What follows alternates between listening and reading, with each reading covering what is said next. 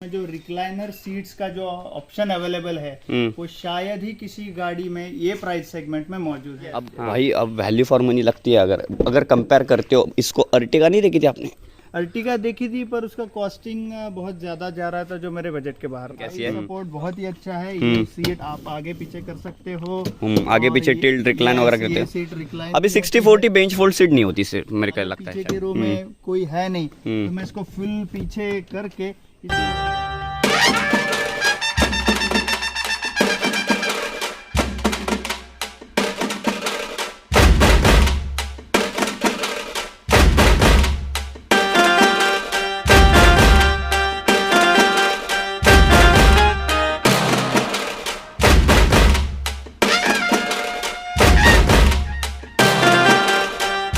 Hello भाई, मैं ओंकार। अभी ये सामने जो गाड़ी देख रहे हो आप, रेनॉल्ट की ट्राइबर, अभी ये प्रैक्टिकल 7 सीटर मानी जाती है। अब 2018 में जब ये लॉन्च हुई थी तब 7 सीटर जो है वो काफ़ी अच्छा ऑप्शन माना जाता था। मतलब इसकी अगर सीधे अराइवल कॉम्प्यूटर की बात करते हो तो अभी 6 लाख के अंदर मुझे तो नहीं लगता इसके जैसी कोई गाड़ी बनी है प्रैक्टिकल 7 सीटर, वो भी इतनी स्पेशियस। मतलब पीछे की रो की बात अब जब बारी आती है तब बहुत सारे जब Hyundai की जो अल्काज़ार आई है, लेकिन वो उसमें 18.5 लाख रुपए पे करने पड़ते हैं तब जाके स्पेस मिलता है, लेकिन उतना स्पेस नहीं मिल पाता। मतलब जो लास्ट का जो रो होता है, चाइल्ड रो, उसमें जो स्पेस जो निकल के आता है, मतलब अगर आप बोल दोगे इस टाइप की अगर बात करते हो, ये अगर मैं खोल लेता हूँ यहाँ पे, तो ये जो रो है पीछे वाला आप देख रहे हो, उसमें अगर स्पेस मिलना हो तो बहुत जो है वो कंपनी को टारगेट अचीव करना पड़ता है, बहुत सारी काम अचीव कर पाती है।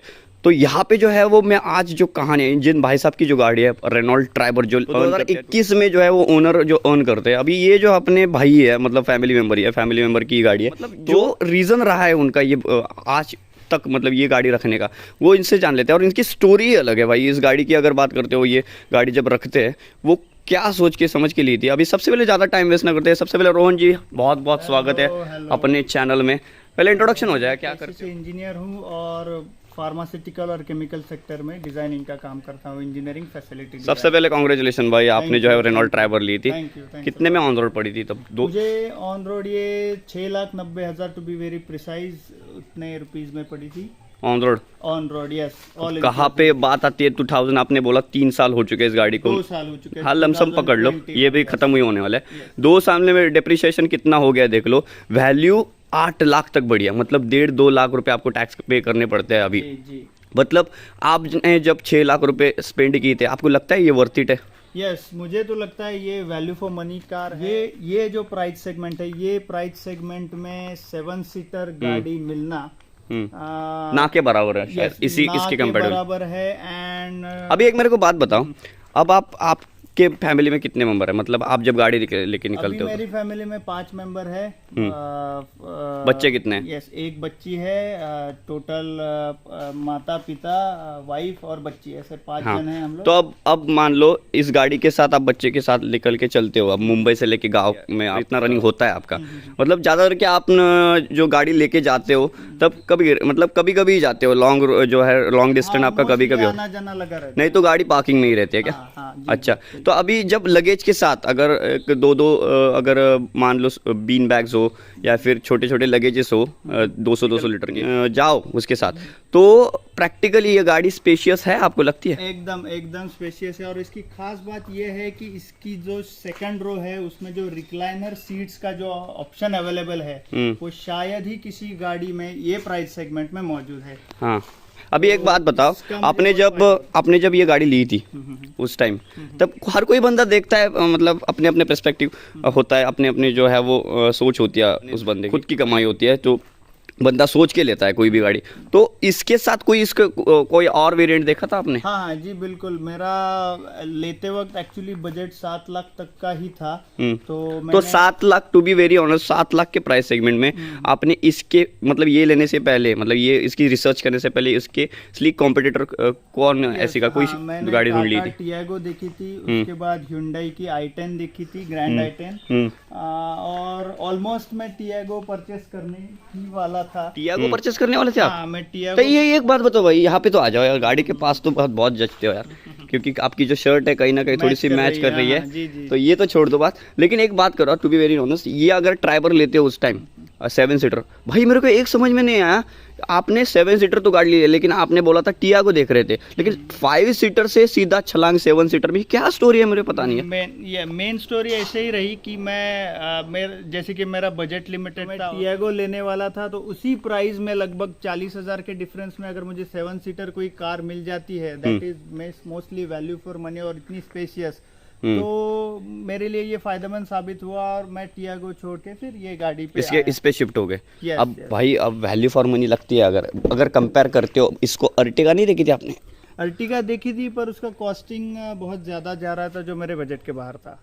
तो अगर मान लो 8-9 लाख रुपए उसकी बेस वेरिएंट, मतलब बीच वाला VXI लेना हो अर्टिगा का, उसमें अभी जेटा वगैरह आता है वो, उसमें 2 ऑप्शन है, एक एरिना में जा सकते हो और नेक्सा में जा सकते हो। अभी जो अर्टिगा आती है वो एरिना में जाती है, नेक्सा में प्रीमियम गाड़ी आती है जैसे कि फ्रॉन्क्स वगैरह।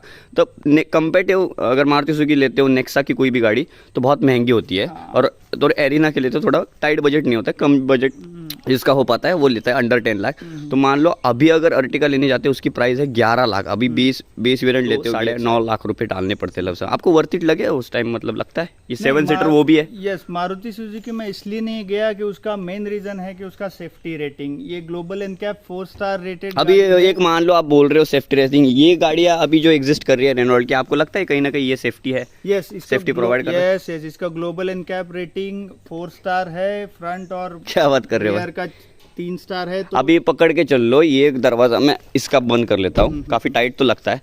अभी अर्टिगा का बंद कर लेता हूँ सपोज, तो फर्क आता है उसमें रेनॉल्ट में और उसके थर्ड में? डिफरेंस आपको लगता है कि इसका हैवी है कहीं ना कहीं पतला? बिल्कुल बिल्कुल, ये तो है यार, ये बात बिल्कुल सच है। मारुति सुजुकी ये थोड़ा टीन का डब्बा तो है, मतलब अगर हाथ, अभी ये देखो इसमें हाथ बॉडी को लगता है ना तो पिचकती नहीं है, लेकिन मारुति सुजुकी जल्दी पिचक जाती है अगर कोई डेंट वेंट निकाले तो। मारुति सुजुकी का तो मैं कहूंगा नहीं कुछ, पर अभी अंदर तो बैठो यार, फील करवाते हैं गाड़ी कैसी है भाई ने ली। अब आप जब बैठते हो फील, मतलब जब गाड़ी के अंदर बैठते हो तो फील आता है कहीं ना कहीं। मैंने जो है 6 लाख रुपए मतलब डाले इसके, 6 लाख टोटल कितने गए बोल रहे थे? 6,90,000। अभी 6,90,000 आप जब बैठते हो गाड़ी के अंदर, जब चेक इन करते हो, तब ये जो डैशबोर्ड है हार्ड प्लास्टिक, मतलब 6 लाख के गाड़ी में मैं तो मान गया भाई। मतलब तो रेनॉल्ट का लोगो उसके साथ अगर जो फीचर दिया है, मतलब 6 लाख में एक 7 सीटर में होने चाहिए प्रैक्टिकली, तो मुझे तो लगता है आपके पैसे बहुत वर्थ इट है। क्योंकि कंपेयर करते हो अभी इसका जो, अगर 7 सीटर इस बजट में अगर कोई कॉम्पीट करती है गाड़ी तो मारुति सुजुकी की अर्टिगा है, नहीं तो कोई 7 सीटर उसमें मतलब अंडर 10 लाख के नीचे नहीं है कोई। अगर मानते हो तो Hyundai पकड़ लो, अल्काज़ार पकड़ लो, अभी 7 सीटर आ रही है, वो कोई भी गाड़ी नहीं आती। अब आपने 6 लाख रुपए इस गाड़ी में डाला है, तो मुझे तो लगता है अगर सेफ्टी वेफ्टी हो तो बात की छोड़ दो, लेकिन जो फीचर दिए है इसमें वो काम के, मतलब ऐसा नहीं कुछ बड़ा चढ़ा के, फ्रंट सेंसर हो गए, कोलिजन वार्निंग हो गई, ये ABS EBD तो मैंडेटरी आता है। तो भाई मेरे को बैठने के बाद जो फील आती है गाड़ी में, तो काफी 6 लाख के हिसाब से काफी कंफर्टेबल है गाड़ी। yes, वर्थ इट है, वैल्यू फॉर मनी हाँ, है। तो आप कभी निकालने का प्लानिंग है कोई नई गाड़ी सोचने का? फिलहाल तो मैं सोच नहीं रहा हूँ नई गाड़ी, मैं खुश हूँ इस गाड़ी से। यस, बहुत satisfied। अभी आप कभी खींच के देखिए 0 to 100 कभी किया है? कभी टेस्ट 0 to 100 किया है। फर्क लगा आपको Hyundai केसे से? और ये इसके इंजन बहुत काफी स्मूथ होता है यार रेनॉल्ट के, मुझे बहुत स्मूथ लगते हैं इंजन। अगर कंपेयर, रोर काफी नहीं करते हैं, वोबल नहीं करते हैं इंजन।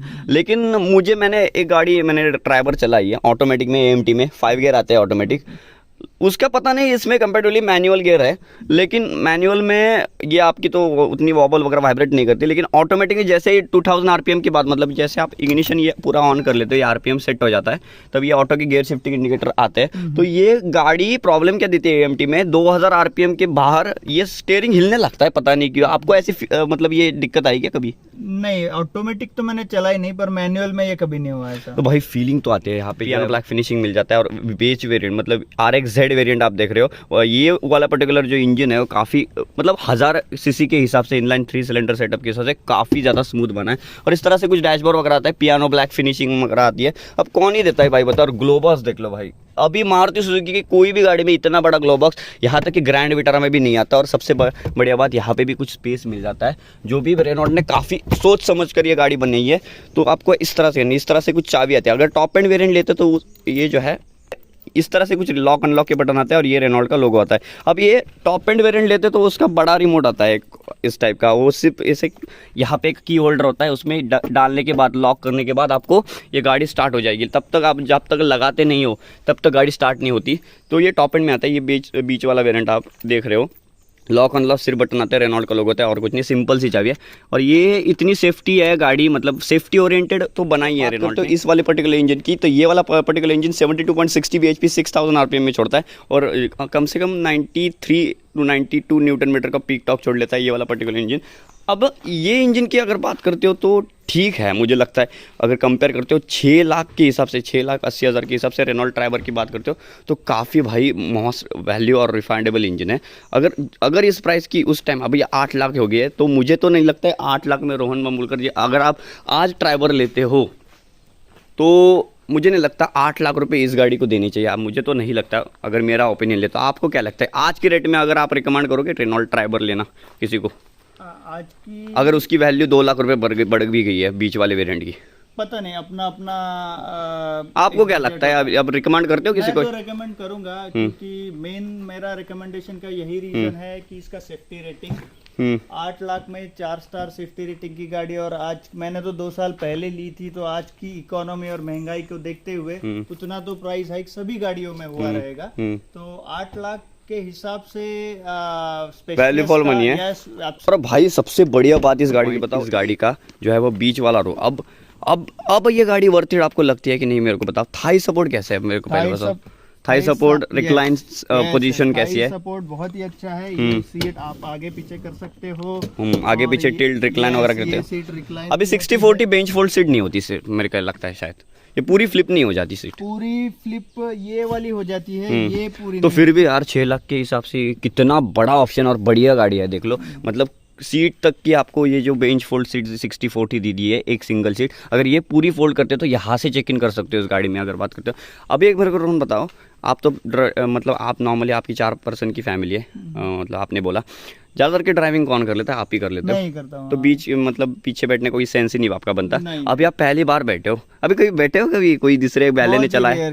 बहुत ही रेयर। तो कभी देखा नहीं होगा आपने पीछे बैठ के कैसा कंफर्ट है वगैरह, तो अभी आप बैठे हो कैसा लग रहा है गाड़ी में पीछे बैठे? बहुत ही अच्छा, ये लेग रूम भी उसका बहुत बढ़िया है, और ये ऑप्शन उसका ऐसा है कि जैसे मैं अगर पीछे के रो में कोई है नहीं तो मैं इसको फुल पीछे करके इसको रिक्लाइन करके एकदम लग्जरियस वे में मैं ट्रैवल सकता हूँ। आप ये सपोर्ट भी अच्छा है इसका, ये भाई देख रहे हो 6 लाख का नतीजा देख रहे हो, 6 लाख में क्या नहीं दे दिया गया, 60-40 बेंच फोल्ड सीट दे दी है। यहाँ पे अगर आप अंदर जाते हो चाइल्ड रो में तो यहाँ पे ऐसे फोल्ड करनी पड़ती है। ये सिर्फ सिंगल सीट जो है वो उनकी रेनॉल्ट ट्राइबर मतलब अभी वाली जो है वो चेंज किया है पता नहीं, लेकिन RXZ अगर बीच वाला वेरिएंट लेते हो तो यहाँ पे बेस वेरिएंट में भी आपको वैसे मिलता है, लेकिन यहाँ पे पूरा फोल्ड करके ये पूरा निकाल सकते हो ऐसे, और ऐसे करके यहाँ पे पीछे जा सकते हो। ये पूरा पीछे वाला जो है वो चाइल्ड रो है।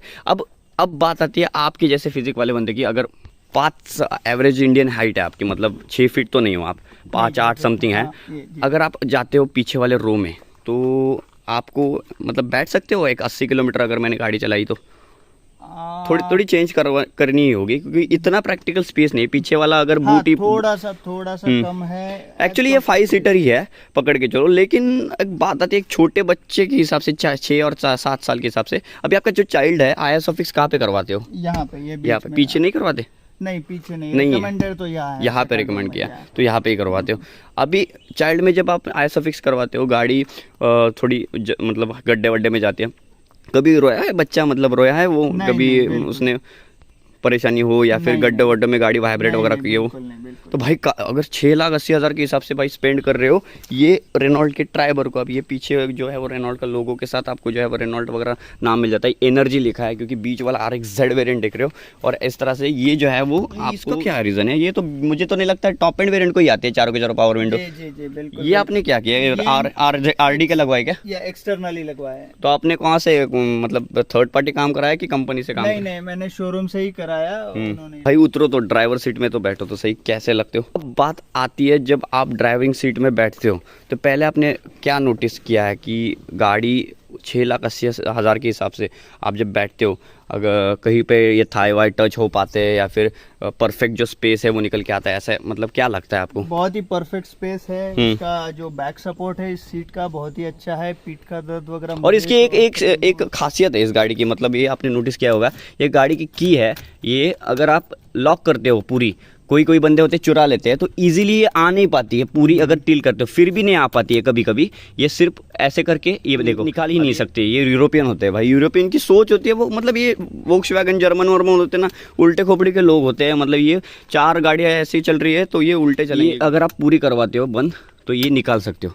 बराबर। कभी कभी आपका ध्यान नहीं होता है तो मार्केट में कभी जाना हो या फिर पार्किंग में लगाते हो गाड़ी, तो इस तरह से आधे कोई करके जाते हैं लॉक, तो ये ईजिली आती नहीं है की। ये देखो पूरी तरह से, ये देखो ये पूरा ही लॉक करना पड़ता है इग्निशन, तभी जाके की निकल के आती है। तो आपके जो की है वो सेफ रहती है, एटलीस्ट कोई चुरा भी नहीं सकता ये वाली की।